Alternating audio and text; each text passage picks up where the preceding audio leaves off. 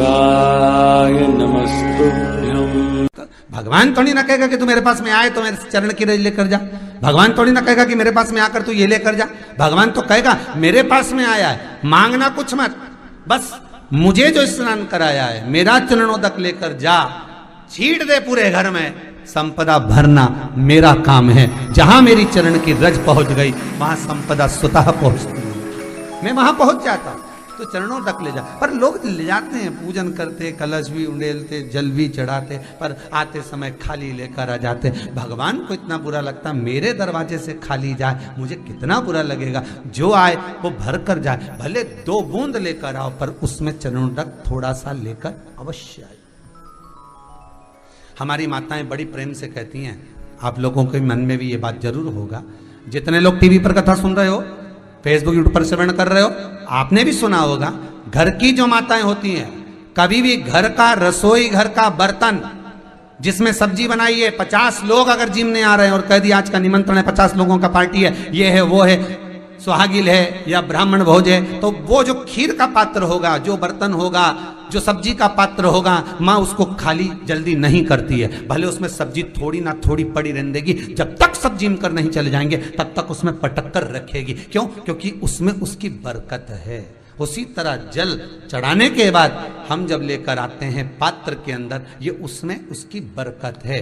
गर्ग संहिता में दूसरी चीज कही, उसको भी समझ लीजिए। गर्ग संहिता में कहा गया, जब आप घर से जल लेकर जाते हो भरकर, तो ये सृष्टि की जितनी नदियां हैं, पृथ्वी पर जितनी नदियां विद्यमान हैं, जितने तालाब, जितने सरोवर, जितने कुंड, जितने विराजमान हैं, उन सारे तीर्थों का जल जब आप घर से लेकर निकलते हो तो वो तीर्थ का संपूर्ण जल आपके कलश में आ जाता है।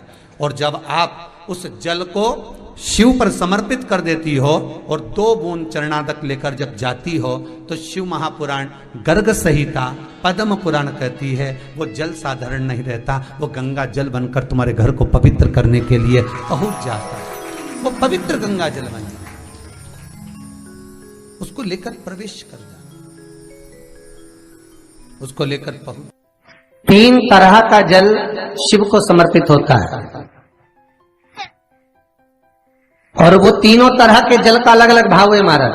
पहला जल सादा, घर से पानी लेकर गए, जल लेकर गए, शंकर को चढ़ाया, वो हमने घर का अपना एड्रेस बता दिया, भगवान शिव को जल चढ़ाकर अपने आनंद के लिए शंकर से कुछ प्राप्त कर लिया। दूसरा जल, जल के कलश में थोड़ा सा इत्र डालकर शंकर को जब समर्पित करते हैं, तो महाराज घर में अगर कोई व्यक्ति बहुत रोगीला है, बहुत रोगीला, एक शिव महापुराण में, स्कंद पुराण में, नर्मदा पुराण में, भविष्य पुराण में, अग्नि पुराण में, नारद पुराण में, बरहा पुराण में, वामन पुराण में जितनी चीजें लिखी गई है, एक एक प्रैक्टिकल कर कर देखो, तो शिव महापुराण, स्कंद पुराण का यह भाव याद करिए कि 1 लोटे पानी में इत्र मिलाकर, जल में इत्र मिलाकर, बहुत रोगीला व्यक्ति, बहुत बीमार व्यक्ति है, 1 लोटा पानी उसका हाथ का स्पर्श कराकर शंकर को चढ़ाना प्रारंभ कर दीजिए। महाराज केवल 5 या 7 दिन चढ़ाओ, और वो 7 दिन के बाद में उस बीमार व्यक्ति का क्रम देखिए कि उसमें कितना आराम लगा है।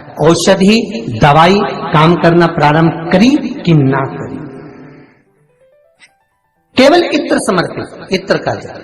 तो पहला जल सादा, दूसरा जल है इत्र का, और महाराज तीसरा जल जो शिव महापुराण के अंतर्गत कहा गया है, बेलपत्र का जल।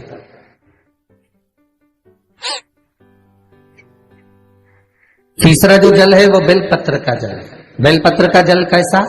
तो महाराज शिव महापुराण की कथा कहती है कि जल के पात्र में एक बेलपत्र अंदर डालकर उस जल के पात्र को ले जाकर शिव को समर्पित करना, अर्थात अपनी मन की कामना भगवान शंकर से कह देना, केवल बेलपत्र के माध्यम, बोलना नहीं है हमको, कुछ हमें कुछ कहना नहीं है। 3 तरह का जल का जो व्याख्यान वर्णन किया गया, एक सादा जल जो भगवान को कहा, आपने अपना एड्रेस बता दिया, आपने अपने मन का भाव बता दिया।